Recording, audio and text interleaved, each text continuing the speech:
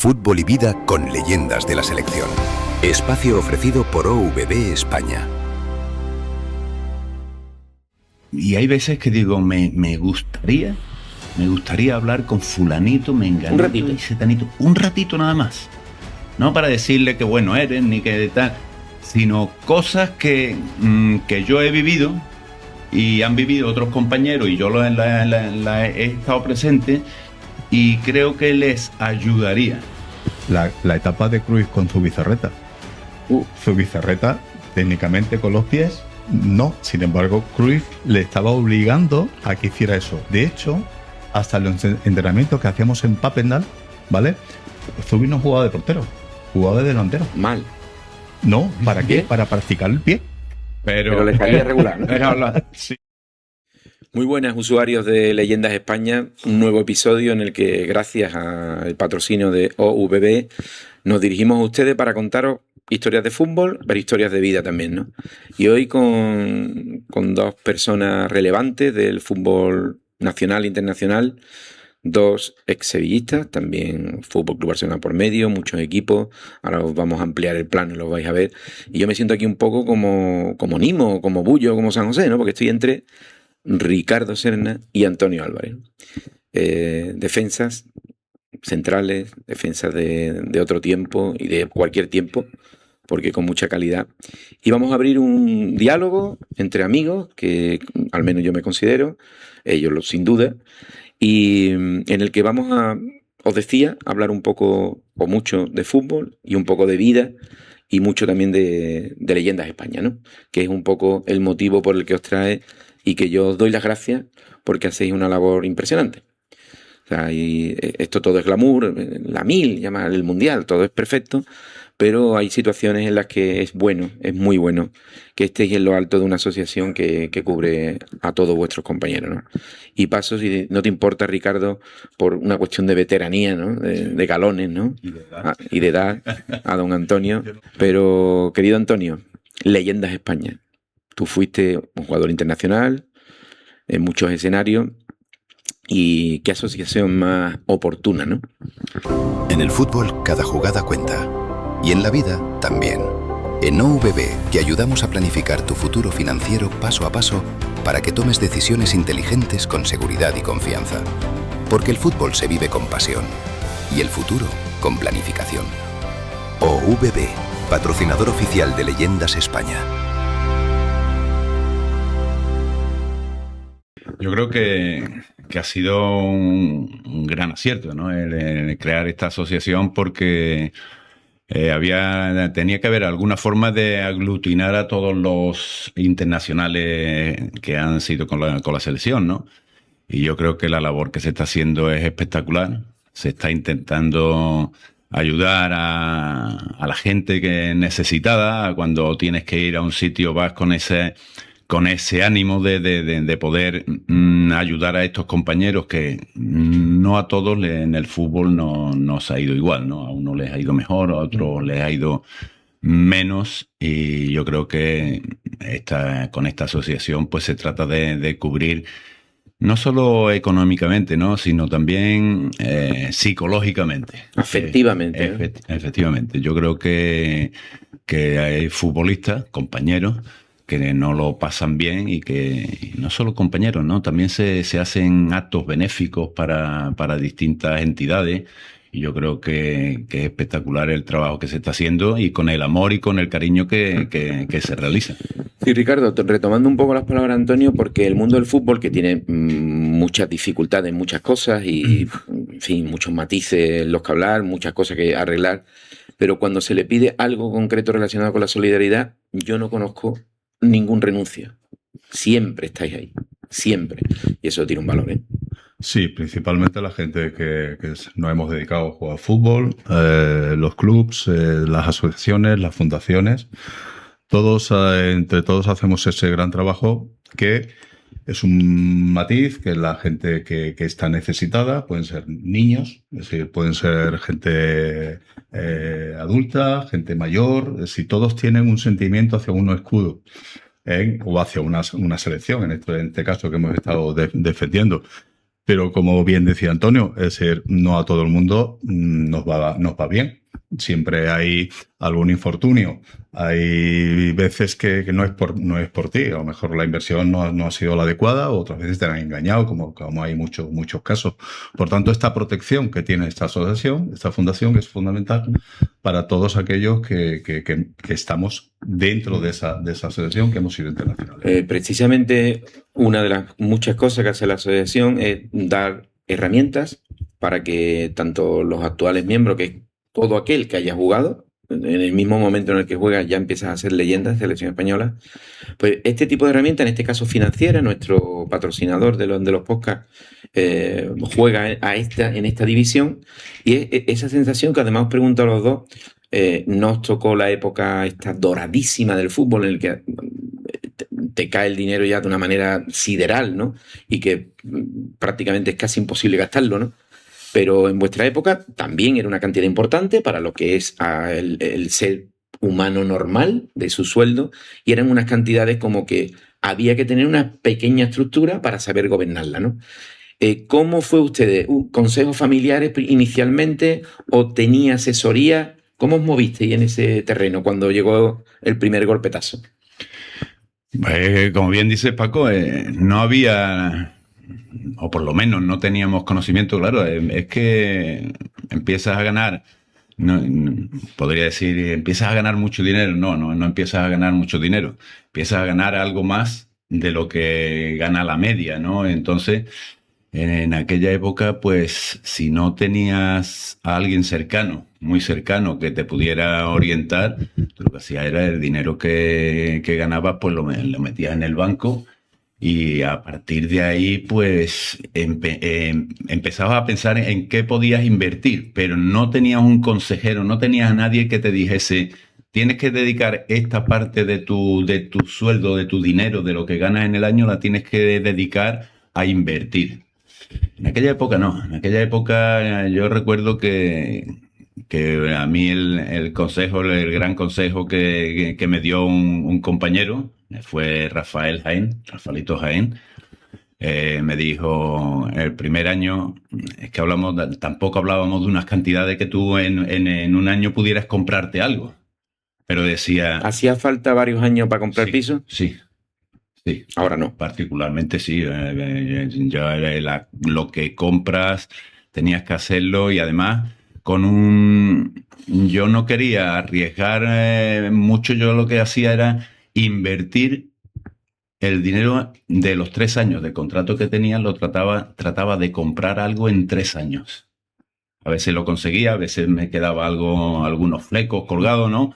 Pero siempre pensaba que cuando tienes 3 años de contrato es cuando vas a ganar el dinero. Después no sabes qué va a pasar. No sabes si te vas a lesionar de gravedad, vas a tener que dejar el fútbol, no te va a salir bien una inversión y te quedas a cero desde el minuto 1.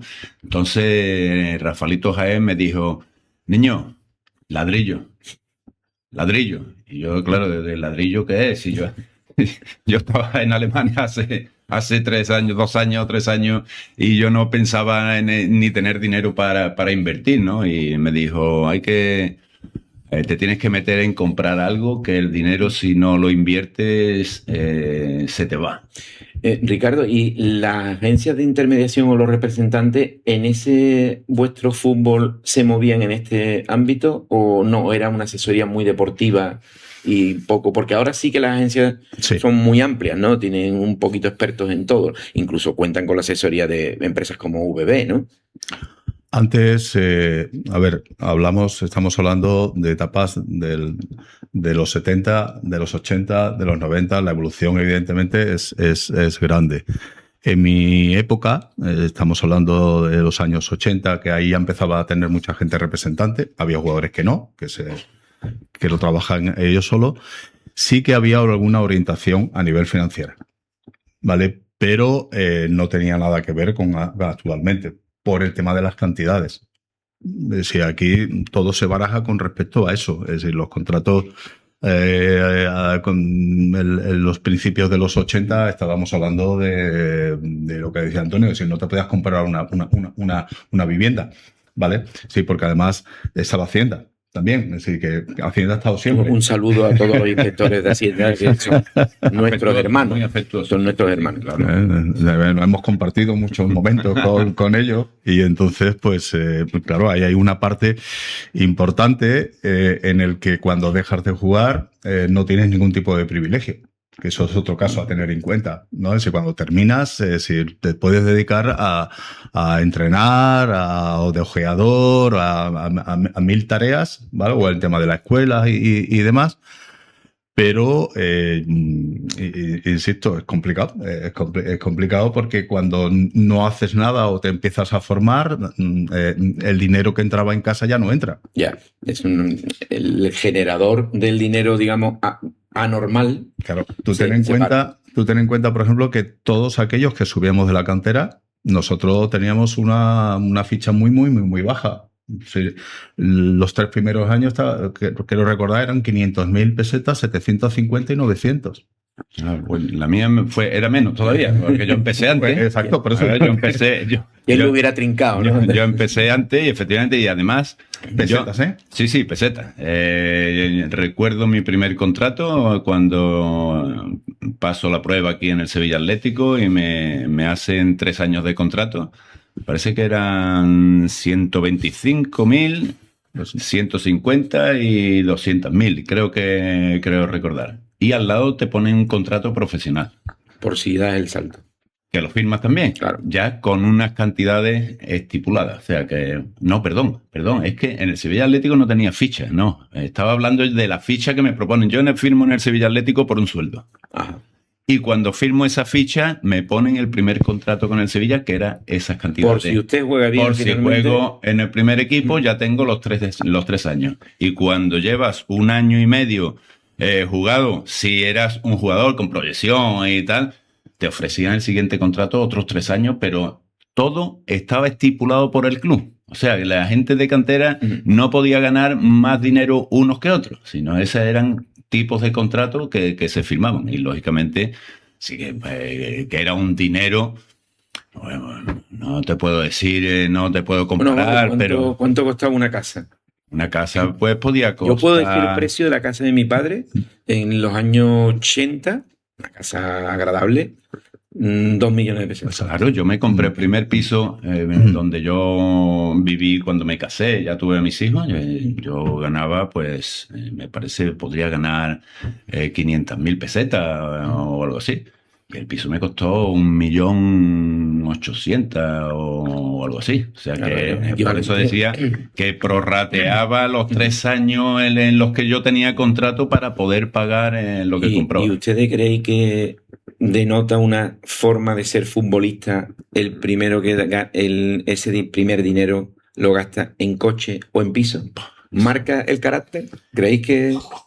A ver, en este mundillo hay de todo. Cada uno tenemos nuestro pensamiento, nuestra forma de invertir, nuestros consejeros, en mi caso eran mis padres, y tenía también una persona que me echaba una mano cuando tenía alguna duda. Pero esto es lo que es. Es decir, hay gente que se compra un buen reloj, se compra un buen coche, ¿vale? Y yo, sin embargo, ese dinero se lo daba a mi padre y mi padre era el que lo organizaba, ¿vale? Y teníamos, por ejemplo, también allí una parte importante que antes teníamos sueldo. Teníamos primas, ¿no? Las primas. ¿Vale? Y luego teníamos también una cláusula que en el momento que jugabas, no sé si eran 20 o 25 partidos, se duplicaba la ficha. Por lo tanto... esa no la tuve yo. Esa no la tuve yo. Esa me tocó, sí. Nos tocó a todos los compañeros que empezamos a subir. Exacto. ¿No? Vale, y entonces, si, por ejemplo, si tenías una ficha de 500, habías jugado 20 o 25 partidos, pues era 1 millón. Ya te acercabas cerca para poder comprar una vivienda. Que eso es lo más seguro, ¿vale? Si el mismo consejo que le dio Jaén a Antonio es el consejo que nos ha dado mucha gente veterana, que han tenido experiencia de compañeros que no le ha ido a meter una inversión, por ejemplo, en agricultura o en otro tipo de negocios que no le ha funcionado. Y entonces la forma más segura es aquello táctil. Sí, tangible. Tangible. Compro y tengo, ¿vale? Y además eso lo controlo yo. Sí, lo que pasa es que eso es, compro algo que se revaloriza. En el fútbol, cada jugada cuenta. Y en la vida, también. En OVB, te ayudamos a planificar tu futuro financiero paso a paso para que tomes decisiones inteligentes con seguridad y confianza. Porque el fútbol se vive con pasión y el futuro con planificación. OVB, patrocinador oficial de Leyendas España. Pero que decía, si te compras el coche, te arrepientes, mañana lo devuelves y ya te dan menos dinero. Exactamente. Ya te dan menos dinero. Sin embargo, tú compras un inmueble, te arrepientes y cuando mínimo te dan lo mismo que has pagado. De todas maneras, empresas como esta, como OVB, que lo que hace es diversificar, porque entre otras cosas también se invierte en ladrillo, ¿no? Claro, pasa que hay que tener ese conocimiento, ¿no? Externo, porque uno no está preparado, uno está en lo suyo, que eso no quiere decir que no. Porque os quería comentar también, ¿creéis que el futbolista debe de estar más preparado? Yo creo que no darle hecho tantas cosas para que, no por nada, sino por el día después, ¿no? El que, como tú decías, ¿no, Ricardo? Bueno, ya no estoy en la palestra, pero tengo vida y aquí estoy, ¿no? Y tienes un patrimonio que tienes que mover. Absolutamente. Por lo tanto, esa y una vida. Educación financiera es necesaria. ¿Y creéis que lo toleraría el futbolista de hoy en día? Por ejemplo, decirle, oye, escúchame, aparte de cómo se va el lateral o no y todo esto, que esto es conveniente que sepas, hombre, no que lo hagas tú, pero que sepas conveniente cómo tirarle de la oreja o no a alguien. Pero no solo en el tema financiero, sino en el tema de formación y de educación.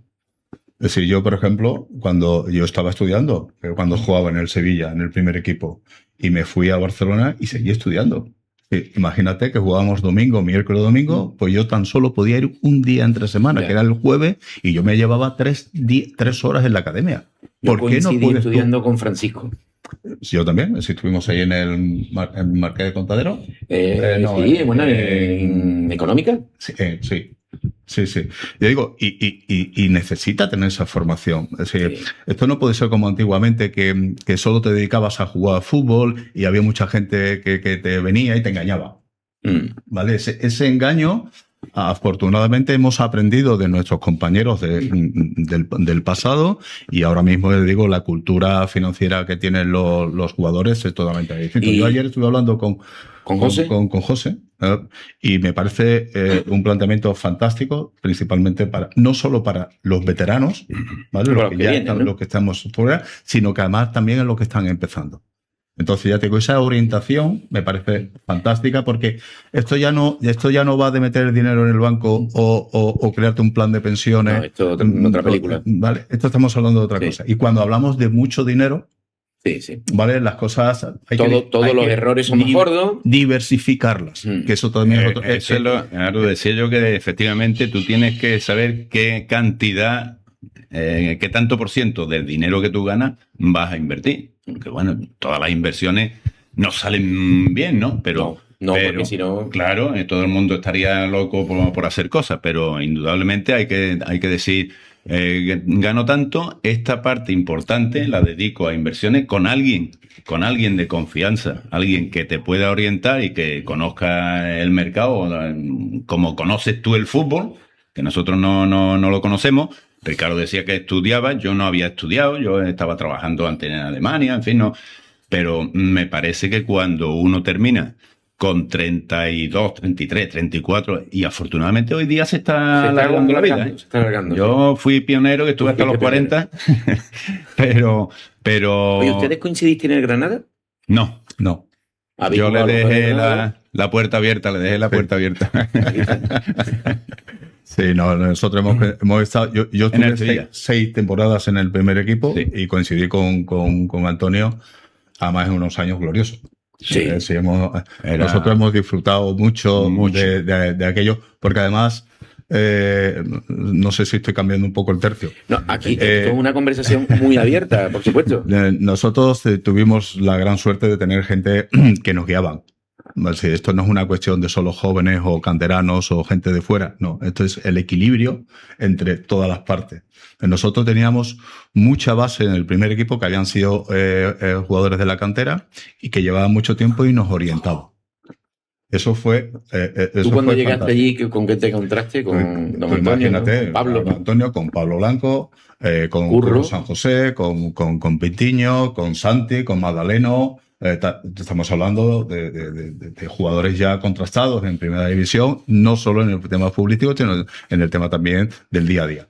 ¿Vale? Y entonces esa orientación es muy importante para todos aquellos que empezamos. Y ahora es de leyenda, por ejemplo, en el equipo de Paco Gallardo, ¿no? Otro conocido nuestro, seleccionador español, entre sub-20, sub-21, esta edad ahí de mundial sub-20, ¿no? ¿El chavalerío admite charlas vuestras de tú a tú y de... No una clase, pero... No, pero yo creo que no es que no lo admita, es que no se promueve. Bueno, pues aquí... Es que no se promueve. Invitamos a ellos, ¿eh? No se promueve. Hablamos con Paco Gallardo y Isabel. No, sí, pero no solo... Hombre, en este caso a Paco Gallardo, que le tengo yo un cariño... Fíjate, ¿no? Porque lo he estado todos los años que él ha estado en el Sevilla, he estado yo con él. O sea que... Pero no solo a nivel de selección, sino a nivel de club y de chavales que yo, en mi caso, por ejemplo, yo estoy viendo el Sevilla, lo hacemos en Canal Sur y lo estoy viendo. Y hay veces que digo, me gustaría hablar con fulanito, menganito y setanito. Un ratito nada más. No para decirle que bueno eres, ni que tal... sino cosas que yo he vivido y han vivido otros compañeros y yo he estado presente y creo que les ayudaría. Ya no te voy a decir que me vaya a hablar que también, porque cualquier jugador del Sevilla puede ser mi hijo. O sea que con cualquier jugador podría hablar. Pero tú sabes que ya los que están arriba del todo es un poquito más complicado, como no sea... que entables un poquito de relación, de amistad, que te vea varias veces y tal, pero a los chavales sin ningún tipo de problema. Ellos me conocen, yo los conozco y tal, y diría, chavales, esto es así. Si queréis hacerlo, bien. Si no, por eso digo que los consejos no solo de inversiones y tal, sino consejos particulares como personas, yo creo que ese tipo de charlas no les vendría mal a los chavales. Yo creo que esa es una herramienta que falta en los clubes. Yo creo que sí. Y que además no están contando con la gente capacitada.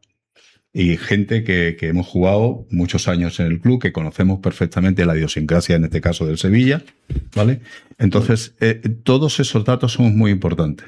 Pero yo creo que hay clubes que como si les diera algo, es decir, el no contar con gente que está muy preparada, es decir, gente que ha tenido esa formación, gente que sigue activa haciendo partidos, haciendo podcasts, con canales de stream, todo esto es lo que estamos haciendo. Por lo tanto, sí, bueno, esa experiencia... Salida, ¿eh? Exacto, sí, estamos ahí haciendo muchas cosas y ya digo, es una pena que tu propio club, ¿vale?, no coja esa herramienta para utilizarla para su favor. Yo creo que pueden decir, hombre, nosotros tenemos psicólogos. Que también son necesarios, Efectivamente.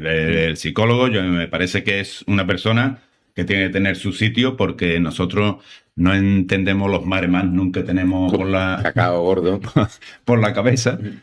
Pero alguien que ha jugado al fútbol, que ha estado desde el filial hasta arriba, que ha pasado buenos momentos, malos momentos, te han encumbrado, te han tirado piedras, yo creo que eso es una psicología mucho más directa, ¿no? Hablamos del psicólogo, que efectivamente es un estudioso y que está mucho más preparado que nosotros, pero los momentos que tú pasas en un partido, en entrenamiento, pero sobre todo en los partidos, los momentos que tú pasas, eso no te lo puede explicar. No te lo puede explicar nadie. Nada más que el que lo ha pasado. Es que estamos hablando de práctica. Ya. Sí, de la práctica, esa experiencia, solo la tenemos los que hemos estado pisando el verde. Sí, los otros profesionales, como son el preparador físico, como es el psicólogo, tienen una formación.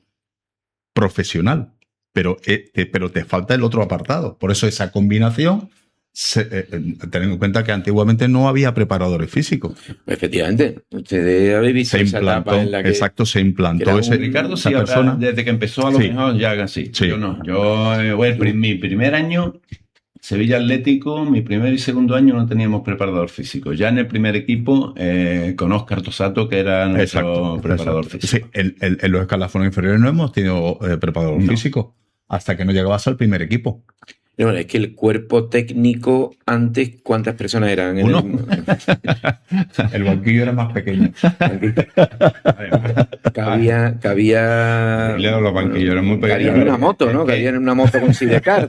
Había 2 cambios nada más. O sea, las convocatorias eran de 15.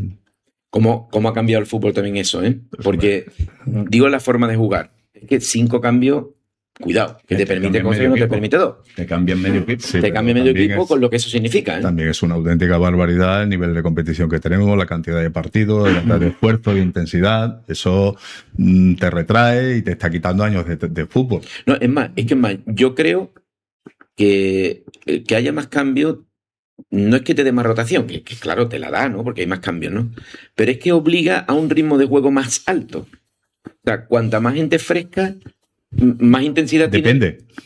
¿Sí, porque el que sale, claro, porque el que sale del banquillo tan solo ha hecho un calentamiento, no está entrando al ritmo del partido.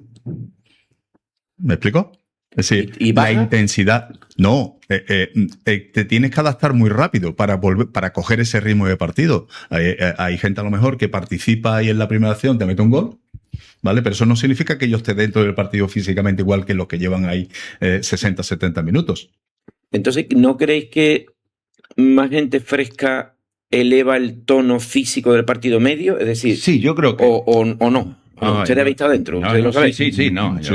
Vamos en la misma línea. Lo que decía Ricardo, que tú calientas fuera y por mucho que caliente, porque estamos viendo un partido y a ti te parece que se está jugando a un ritmo muy lento, que parece que no hay ritmo y tal. Y cuando tú entras desde fuera, entras al partido, las primeras carreras son mortales. Son mortales. Parece que hay un poco ritmo en el partido, que no se corre, y cuando entras las primeras carreras son mortales. Quiere decir que cuando tú entras, das 2 carreras, 3 carreras a ese ritmo y te encuentras un poquito más asfixiado, ¿no? Pero cuando tú haces 5 cambios durante el segundo tiempo, pues lógicamente el nivel físico del equipo tiene que subir. ¿Qué es lo que quiere conseguir el entrenador? ¿Agitar el partido o calmar el partido? O sea que son cosas. Y entonces, antes con 2 jugadores, 2 cambios cuando se empezó, no podías cambiar prácticamente una forma de jugar conjunta, nada más que o meterte un poquito más atrás o apretar un poquito más arriba. Y sin embargo, ahora con 5 cambios, sí puedes cambiar una forma de estructura, ¿no? Efectivamente. ¿Y lo vuelve más complicado todo esto, Ricardo? ¿Lo vuelve más complicado la posibilidad de hacer 5 cambios? No, te da muchas más alternativas. Es decir, para el entrenador es mucho mejor. Más capacidad también de error, ¿no? Claro, Antonio ya te dice, hay 2, si se lesiona uno podía sustituirlo, que antiguamente no. Antiguamente no, pero eso ya sí que... Claro, sí, pero claro. Tenemos que ver un poco el pasado también, claro. ¿No? Y esa evolución que estamos teniendo.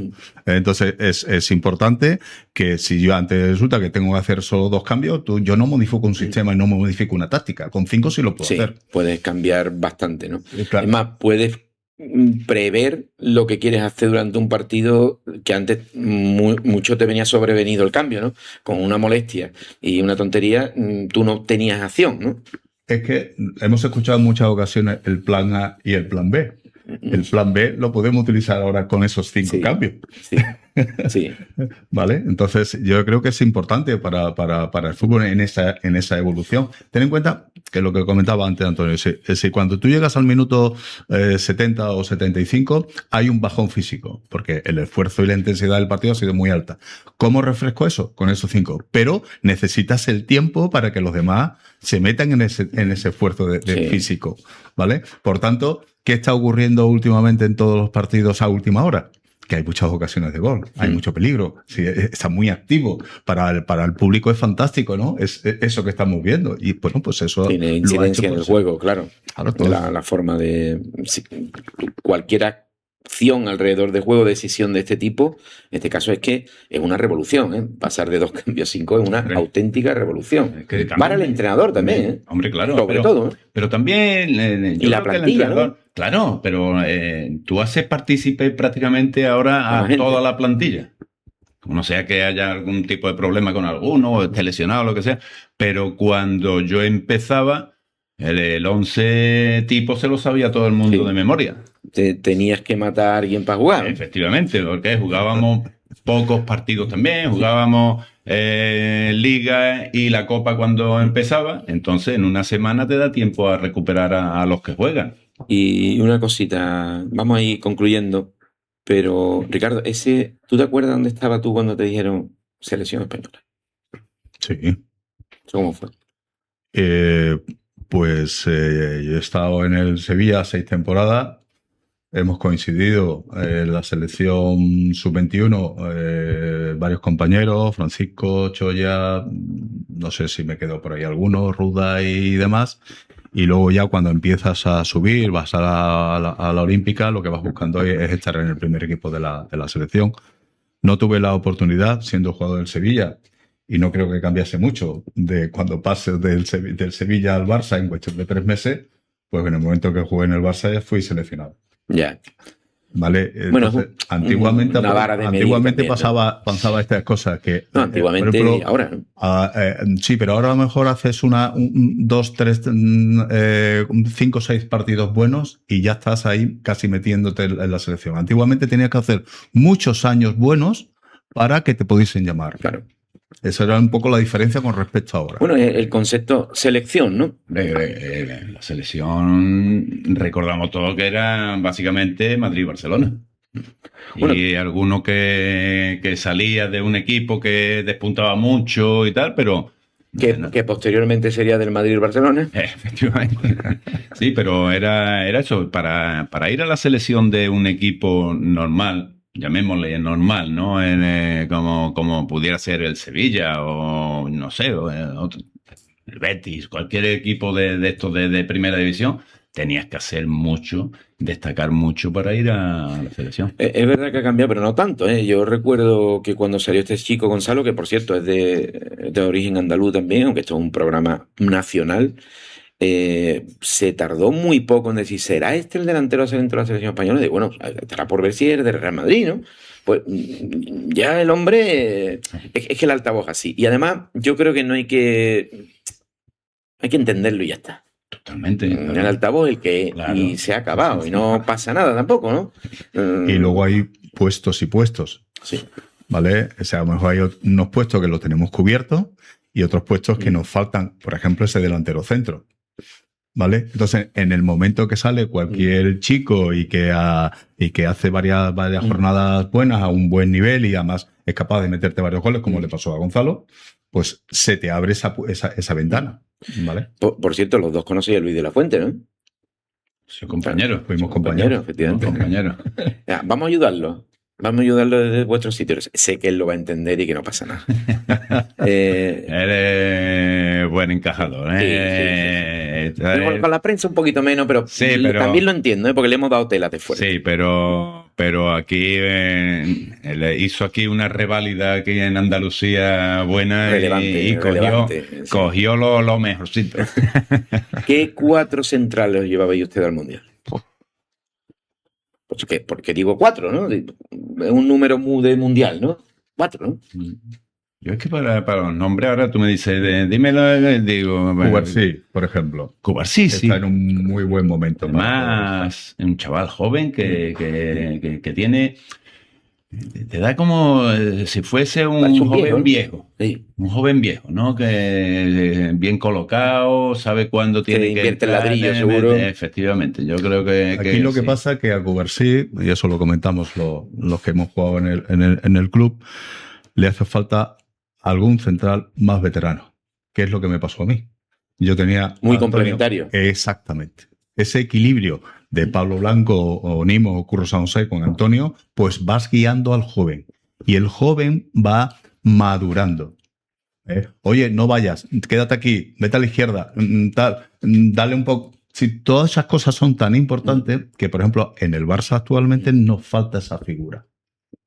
Demasiado jóvenes. Por tanto, no podemos llevar 4 centrales jóvenes a la selección, sino que tenemos que llevar algo de veteranía. Y ahí está, por ejemplo, Laporte, que eso es una posibilidad.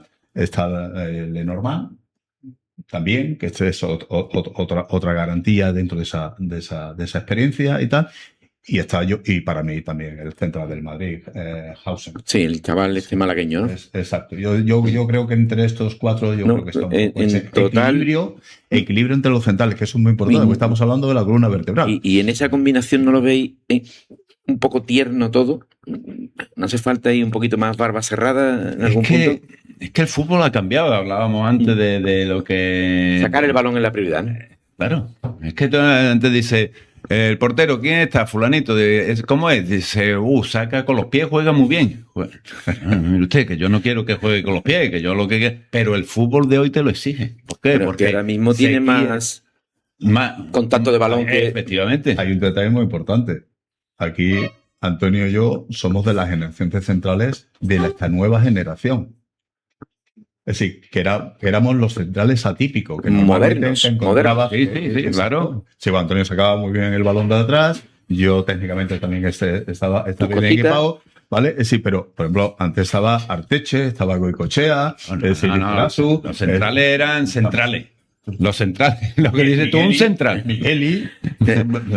Estamos hablando de centrales con poderío físico importante, pero técnicamente a lo mejor le falta más flojito, sí. Entonces, nosotros en Sevilla jugábamos muy bien a fútbol, porque sacábamos el balón jugado desde atrás. A lo mejor Paco Bullo no tenía esa habilidad. Claro, pero cuando tú tienes, como entrenador, tienes que saber las cualidades de tu futbolista. Hablamos de esa época. Bullo no quería, Bullo le pegaba para arriba, pero te hablo de una época más moderna, de un Sevilla top, que ha sido el Sevilla de Juan de. Y de portero teníamos a Paló. Que tampoco... A Paló. Es verdad que hizo un gol, pero no quería que él no la jugaba como no fuera muy fácil, si no le pegaba para arriba. Pero el entrenador no obligaba a los jugadores a jugar con Paló. Se intentaba salir desde atrás, pero una vez que el balón salía ya de Paló, para Dani Alves o Jesús Nava o cualquiera de los futbolistas, ya el balón no volvía a la portería.